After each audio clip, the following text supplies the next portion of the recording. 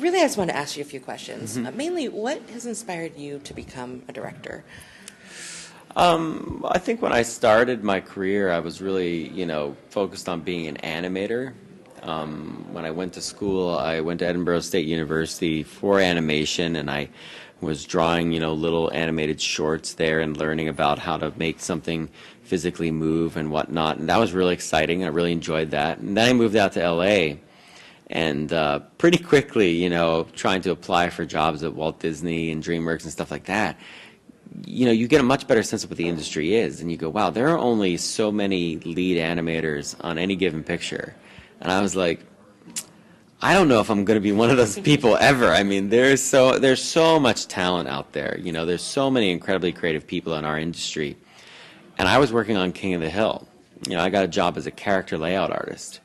And it was probably the most fortunate thing that ever happened to me that I ended up on King of the Hill, because I was working with a really great group of people that were really, really, really experienced in the industry. I mean, some of them go back to the Walt Disney days of working on motion pictures, and there were people there like Phyllis Craig, Art Roman, my friend Jim Schumann. Now he does a bunch of animated shows over at Nickelodeon. Phineas and Ferb, Swampy Marsh, he was there. All these guys, Mike DiMartino, who ended up creating Avatar the Airbender. We were all there, working on this show about Texans, which was pretty amazing. And it was a great show, really funny. But because it was a smaller crew, I learned a lot about, storyboarding and layout and a lot of different disciplines. And I remember going back to my college to speak once, and I was telling my professor what I was doing, and he said, well, they're grooming you to be a director. I hadn't even thought of that. I was like, wow, well, that would be cool. And I just kind of realized, you kind of have to realize where your strengths are. And I thought, I really like telling stories. I'm not probably the best person at actually making the characters come to life, per se, through the act of animation. I mean, I can direct it. I can explain to people what I would like to do. But mostly I liked setting the stage and making the camera angles and how things cut and storyboarding. So I just kind of gradually moved into it, but I really took my time. I was offered like an assistant director position after being there only a couple weeks, and I turned it down because I said, I don't know enough about the industry yet. I wouldn't know what I was doing, really.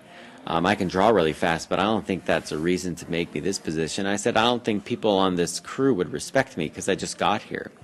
And I think you have to make decisions like that, to say, now it's right. Finally, it was about a year later, I felt like I knew enough, and I went to my friend Mike and Wong and said, I think I'm ready. If you have a position, assistant director, I'd like to take it. And then I got to work with Sean Cashman on King of the Hill and learned from him. So it's always learning, listening and learning. And that way, when you're directing, you can understand what to tell people to get them to listen and learn and motivate them. So long answer.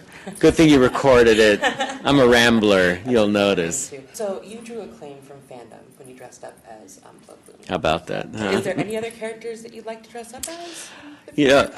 I haven't. I do a little, my wife likes steampunk, so I've got we have a local steampunk convention, so we go hang out in the square. I make some robot owls and stuff for her that I'll animate and hoot and stuff. She really enjoys that. Besides Plo Koon, I did a big Mechagodzilla costume once. That was my greatest one, the Mechagodzilla 1974, because I'm a big Godzilla fan. So, I really, really enjoy it. I think it's something that, came about. I think the 501st, Alvin Johnson, I think he's as responsible for anybody at getting that level of fandom out there originally, saying, how many of us grew up saying, I want to be a stormtrooper? That'd be so cool to have that armor. Well, those guys just went out and did it. They figured out how to make it. They've become a whole community, global community, and I think it inspired everybody else. Now you go to Comic-Con now, you'll see Cylons walking next to stormtroopers, walking next to Strider. I mean, it's like you walk into Storybook Kingdom, and Iron Man's there, Doctor Doom's there. I mean, it's awesome, and everybody, to their level of skill, but you can tell everybody puts their passion into it, whether it's made of cardboard or actual metal. And, I get it. So when I design these characters, I look forward to coming to these things and seeing them walking around. Like I created a female Mandalorian named Bo-Katan, and played by Katie Sackhoff. And when I came here, it's like one of my goals. I'm like, I really want to see someone in that outfit because that'd be so cool. And I did yesterday, and she looked phenomenal. Like not only it wasn't just good, the guy, I know the guy that made the armor. It was amazing. She got the hair right, everything. So, and what fun that must be for a kid. I mean, at this convention, if you want to see a really magic moment, hang out near an R2 unit. Wait for that moment that a little kid walks up to it and interacts with him. And suddenly you remember why this is so great. And all the things that we get obsessed with in our fandom and all the things that we like to complain about or whatnot. But you take it back to that moment when you were 5 or 6 and you first saw a lightsaber R2-D2 and you go, right, that's awesome. That why am I so curmudgeon-y now in my old cranky age, Because that was the magic, and that's why I'm here today. So I agree completely. So what challenges do you run into making the television show as opposed to when you make the movie itself? Is there different challenges? Is it easier, harder? Mm-hmm. Well, the movie was 4 TV episodes, so we made it pretty much the same way. The thing is that now the episodes are far more sophisticated than that movie ever was. I mean, we know what we're doing so much more now than we did back in 2005, 6, and 7.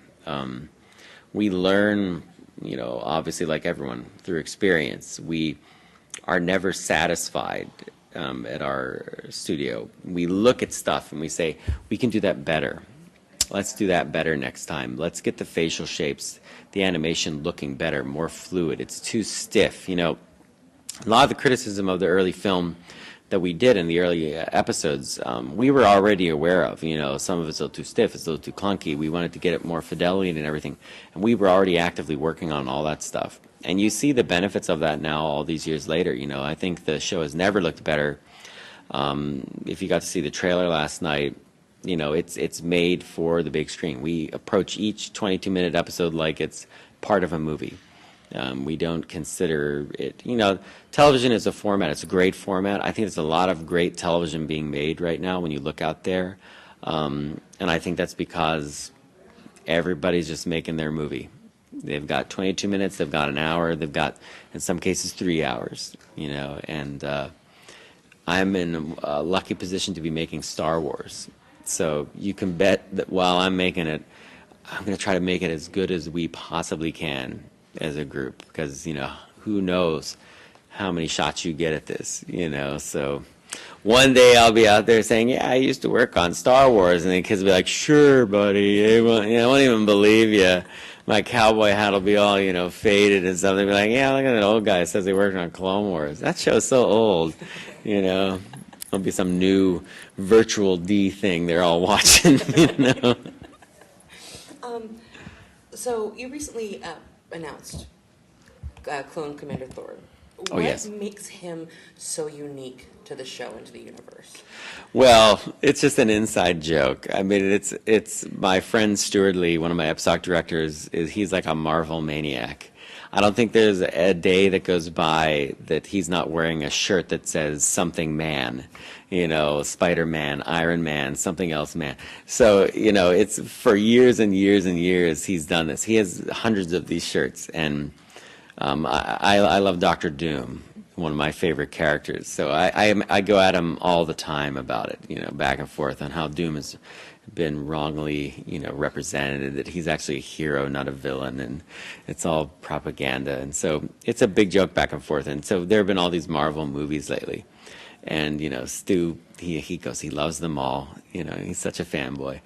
And I thought, well, as a joke, just to acknowledge him and his hard work, I'm going to paint this clone up and call him Thorn.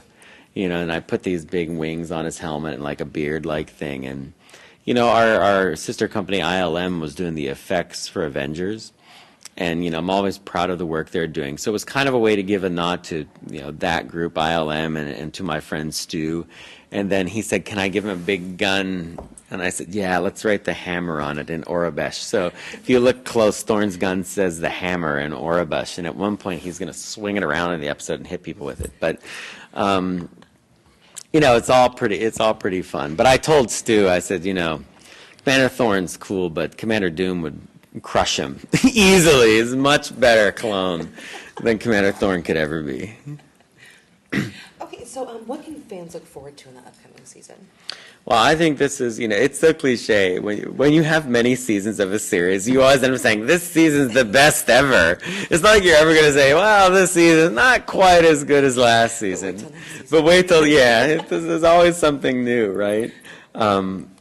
But it really is. I mean, I think that the trailer bears that out. I think you can see visually from the premiere that you watched, which I think looks really good. But when you watch that trailer, you can see footage that's just, light years even ahead of it in detail and depth. I think it's a season of consequences. I think that things happen to the characters that change them forever. They're not just going on adventures this year.